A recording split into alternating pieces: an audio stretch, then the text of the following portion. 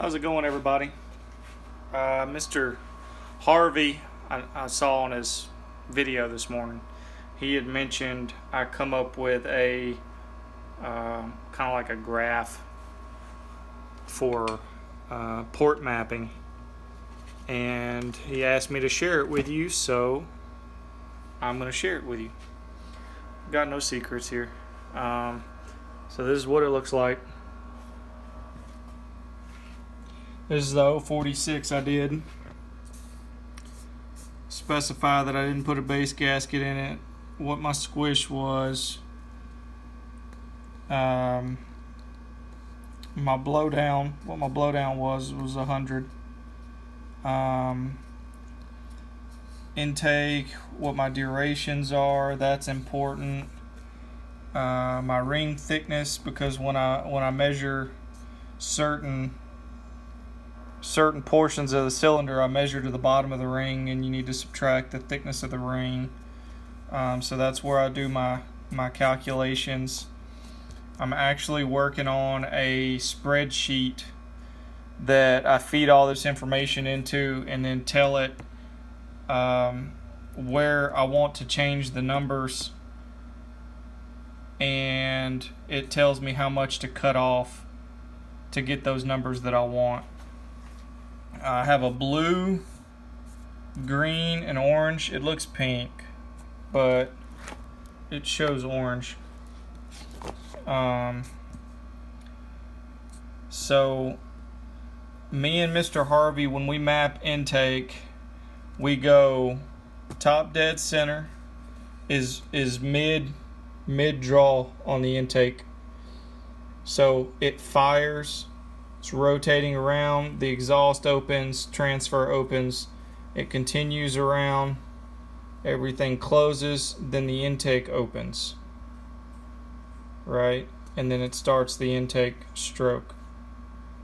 So we map it starting after bottom dead center to after top dead center.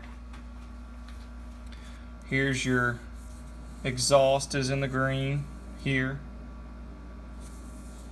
and your transfer times and duration are here.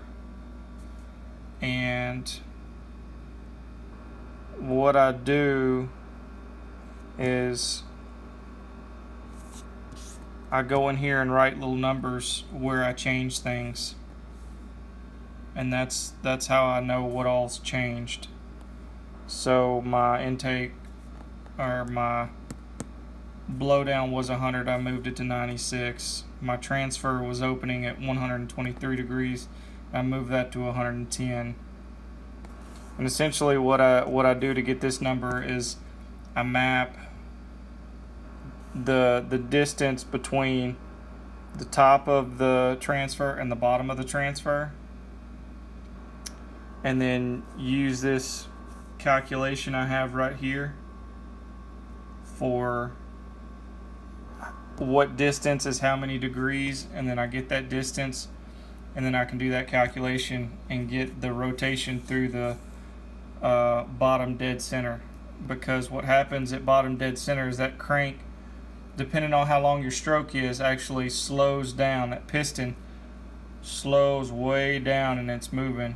So it's actually moving less per degree of rotation of the crank, all the way back up to about right here, and then it shoots back up again.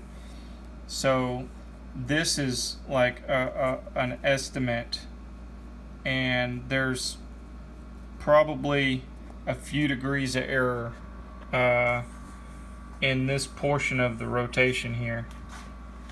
But that's the 046. So gasp, I just showed you everything that I used for that 046 build. So if you go back and watch this closely, you can do the same thing I did.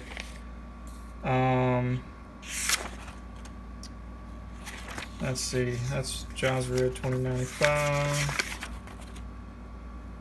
7910 is not right. So here's my Johns Red. I didn't change hardly anything at all here. You can I should have wrote the degrees down, but that was my base gasket delete. I moved the exhaust up 51 thousandths. Move that up 40 thousandths, so that gave me a blowdown of 96 and the transfers at 162. Yeah, something like that. And there's the 90-10 transfers. And you can see how in sync everything is. Intake, exhaust, intake, exhaust. This is important because it tells you you don't want these two numbers to get close to each other or too close to each other. When you do, it starts robbing horsepower on one side or the other. So this is why this is important.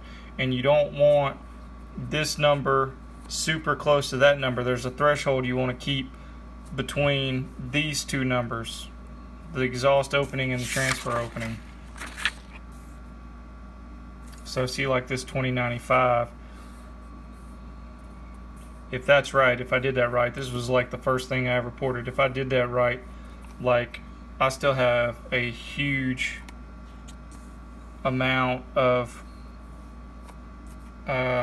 buffer there that I can actually, that's why I'm going to go in and redo this saw. There's more horsepower in there to get. But essentially it's just it's a grid I made. Circle, 0, and it's got counts off all your degrees all the way around, back up to 360 or 0, and I put the grid paper on there so you could write all your notes down. So yeah, that's that. So I wanted to show y'all that because Mr. Harvey asked me to, and I'm currently still playing with the spreadsheet, figuring out how to lay everything out so I'm not getting any errors or weird numbers in places I don't want them to be, and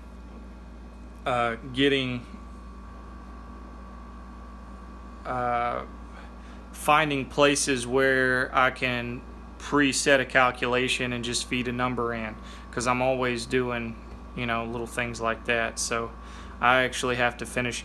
I usually don't finish my port map until I'm all like completely done and everything's running good, and then I'll go back into my computer, my spreadsheet, and pull all the numbers into the port map and finish the port map out, and then store it in my little blue book. I wouldn't say little, but my blue book. Anyway, I hope that helps.